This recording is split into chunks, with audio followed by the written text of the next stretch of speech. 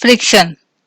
इस वीडियो में हम डिस्कस करेंगे फ्रिक्शन क्या होता है, कॉजेस क्या होते हैं फ्रिक्शन के, और कौन से फैक्टर्स होते हैं जो फ्रिक्शन को अफेक्ट करते हैं। So let's start. Let's see some examples. यहाँ पे क्या हुआ कि एक बॉल ग्राउंड पे फॉल हुई और वो जब ग्राउंड पे मूव करते करते एक डिस्टेंस पे जाके रुक गई। तो ये बॉल अपने आप एक डिस्टेंस पे जाके कैसे रुक गई? किसी ने उसे पकड़ा नहीं, किसी ने उस पे फोर्स लगाया नहीं उसे रोकने के लिए, तो वो बॉल अपने आप कैसे रुक गई? उस पे ऐसा क्या फोर्स लगा या क्या चीज हुई कि वो अपने आप एक डिस्टेंस पे जाकर ग्राउंड पे स्टॉप हो गई? सेकेंड एग्जाम्पल हम देते हैं कैरम बोर्ड का, जो बहुत पॉपुलर इंडोर गेम है, नॉर्मली हर कोई प्ले करता है। तो इसमें हम क्या करते हैं कि हम फोर्स लगाते हैं स्ट्राइकर पे, और स्ट्राइकर्स को हम फोर्स लगा के हिट करते हैं कि वो आगे जाके जो कॉइन्स होते हैं उन्हें हिट कर सके। तो हमें स्ट्राइकर पे बहुत फोर्स लगाना पड़ता है कि कॉइन्स को वो अपनी प्लेस से मूव कर सके। बट अगर हम उस पे कैरम बोर्ड पे अगर हम पाउडर स्प्रिंकल कर दें तो क्या होता है कि उसकी जो कॉइन्स की मूवमेंट जो होती है बहुत स्मूथ हो जाती है। तो हमें बस हल्का सा फोर्स से स्ट्राइकर को हिट करना पड़ता है और वो स्ट्राइकर आगे जाके कॉइन्स को हिट कर देता है, जिनकी मतलब उनकी मूवमेंट जो है बहुत स्मूथ हो जाती है। So what is the reason behind it? ऐसा क्यों होता है? It happens because of the friction. ये दोनों केसेस में जो रीजन है वो है फ्रिक्शन। तो अब हम आगे देखते हैं कि फ्रिक्शन होता क्या है। Friction, a force that acts in a direction opposite to the direction of the object's motion, means objects जिस डायरेक्शन में मूव कर रहा है, ये फ्रिक्शन फोर्स जो है उसके ऑपोजिट डायरेक्शन में लगता है। देखते हैं हम एग्जांपल से। जहां पे एक टेबल है, एक टेबल पे हमने बॉल पड़ी है, ठीक है। अब इसमें क्या है, दो बॉडीज हैं, एक बॉल है और एक टेबल है। ये दोनों बॉडीज जो हैं दोनों एक दूसरे के कांटेक्ट में है। तो frictional force is also a contact force, mean जब ये दो बॉडीज एक कॉन्टैक्ट में आती हैं तब फ्रिक्शनल फोर्स नोटिस में आता है। अब इस टेबल पे ये बॉल पड़ी हुई है, इट्स नॉट मूविंग, लेकिन हम चाहते हैं कि ये बॉल मूव कर जाए टेबल से, इस डायरेक्शन से दूसरी डायरेक्शन में चली जाए। बट ये बॉल अपने आप तो जाएगी नहीं, तो इसे ये अपने आप तो मूव करेगी नहीं। तो इसे मूव कराने के लिए हमें क्या करना पड़ता है? हमें इस पे फोर्स लगाना पड़ता है। अब जैसे ही हमने फोर्स लगाया ये बॉल मूव कर गई। तो हमने जैसे ही इस पे पुशिंग फोर्स लगाया इट स्टार्ट मूविंग, और ये मूव होके एक डिस्टेंस कवर करके अपने आप रुक गई। तो ये क्यों रुक जाती है एक पॉइंट पे अपने आप जाके? Because of the frictional force जो उसके ऑपोजिट डायरेक्शन में, उसके मोशन के ऑपोजिट डायरेक्शन पे उस बॉल पे लग रहा है, जो उसको एक पॉइंट पे जाके उसे रोक देता है। बट उसे जब हमें मूव कराना हो किसी ऑब्जेक्ट को, उसकी रेस्ट पोजीशन से हटाना हो, जो उसे मूव कराना हो, तो जो फोर्स हमें लगाना पड़ता है it should be greater than frictional force.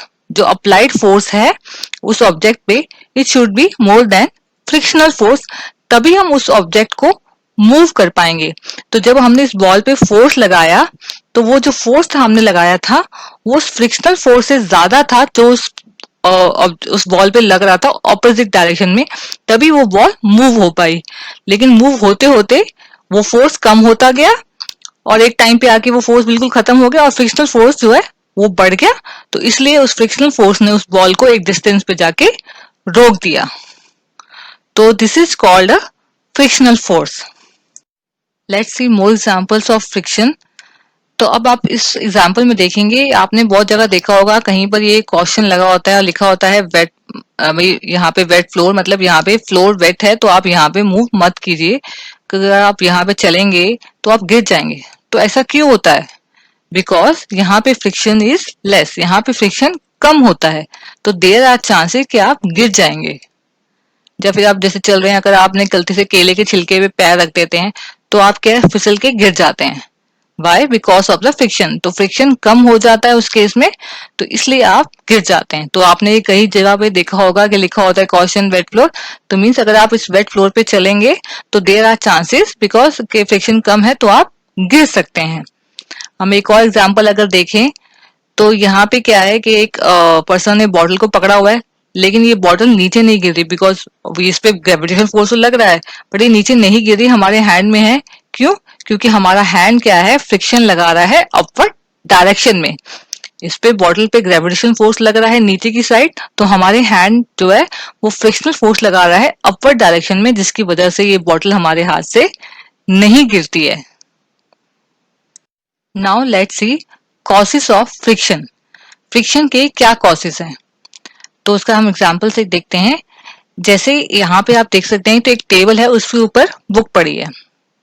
तो अगर आप देखेंगे तो टेबल एक बहुत स्मूथ सा सरफेस लगता है, और बुक भी एक बहुत स्मूथ सी, आप उसे होल्ड करते हैं तो आपको कुछ महसूस नहीं होता, मतलब आपको बहुत स्मूथ लगती है। पर जो हमें ये दोनों सरफेसेस स्मूथ दिख रहे हैं, बट एक्चुअल में ये दोनों स्मूथ नहीं होते। इनमें कुछ इरेगुलरिटीज होती हैं। कुछ इस तरह से इस पिक्चर में आप देखेंगे तो कुछ रिजिस और ग्रूव्स बने होते हैं, कुछ इरेगुलरिटीज होती हैं।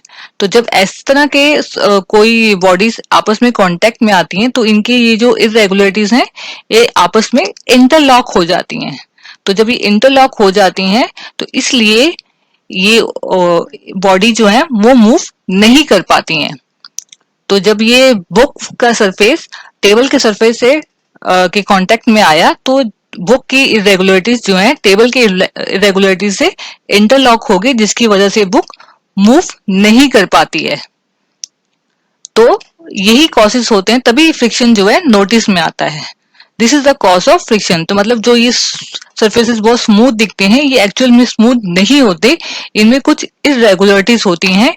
और जब दो बॉडीज के सरफेस अपने कांटेक्ट में आते हैं, तो ये इरेगुलरिटीज क्या हैं, इंटरलॉक हो जाती हैं, जिसकी वजह से बॉडी मूव नहीं कर पाती है। और उसे मूव कराने के लिए हमें फोर्स लगाना पड़ता है, जो उस फ्रिक्शनल फोर्स से ज्यादा हो। तो हम एक और एग्जांपल लेते हैं। जैसे हमने स्टार्टिंग में कैरम का एग्जांपल लिया था, तो मैंने आपको बोला था, जब हम पाउडर स्प्रिंकल करते हैं तो क्या होता है, कॉइन्स की मूवमेंट बहुत स्मूथ हो जाती है। तो क्या होता है बेसिकली कि जो कैरम बोर्ड का जो सरफेस होता है, वो जो स्मूथ दिख रहा है, बट एक्चुअल में वो भी स्मूथ नहीं होता, उसमें भी कुछ इरेगुलरिटीज होती हैं। और जो कॉइन्स हैं, जो स्ट्राइकर है, जो उस पर मूव करते हैं, वो भी स्मूथ नहीं होते, तो उनमें भी कुछ इरेगुलरिटीज होती हैं। तो जैसे ही वो कांटेक्ट में आते हैं बोर्ड के साथ कॉइन्स, तो वो इरेगुलरिटीज जो है इंटरलॉक हो जाती हैं। तो उन्हें मूव कराने के लिए हमें फोर्स लगाना पड़ता है, तभी वो मूव हो पाती हैं। तो फोर्स भी हमें ज्यादा लगाना पड़ता है, तभी वो मूव कर पाती हैं। पर जैसे ही हम पाउडर स्प्रिंकल करते हैं, तो जो कैरम बोर्ड का सरफेस है, उस इरेगुलरिटीज में वो पाउडर चला जाता है, तो इसलिए उसके ऊपर कॉइन्स की मूवमेंट स्मूथ हो जाती है। तो इसीलिए हम हल्का सा भी, मतलब लाइट सा भी फोर्स लगाएं स्ट्राइकर पे, तो स्ट्राइकर बहुत स्मूथली जाके उन कॉइन्स को हिट कर देता है, और कॉइन्स जो है बहुत आराम से स्मूथली यहाँ से वहां मूव कर पाते हैं, बहुत कम फोर्स पे। Now let's discuss factors affecting friction. There are two factors which affect friction. तो हम दोनों फैक्टर्स को देखेंगे। तो फर्स्ट फैक्टर है nature of the surface. The रफर the surface, the greater is the friction. Means जितना सरफेस रफ होगा उतना फ्रिक्शन ज्यादा होगा, एंड वाइस वर्सा, जितना सरफेस स्मूथ होगा उतना फ्रिक्शन कम होगा। तो मतलब क्या होता है कि अगर सरफेस रफ है, रफ मतलब क्या हुआ कि दो बॉडीज हैं, आपस में कांटेक्ट में है, तो फ्रिक्शन फोर्स होगा वहां पे। लेकिन अगर वो सरफेस, एक उनमें से कोई भी एक सरफेस ज्यादा रफ है, तो आपको उसके ऊपर जो एक बॉडी है उसे मूव करना है।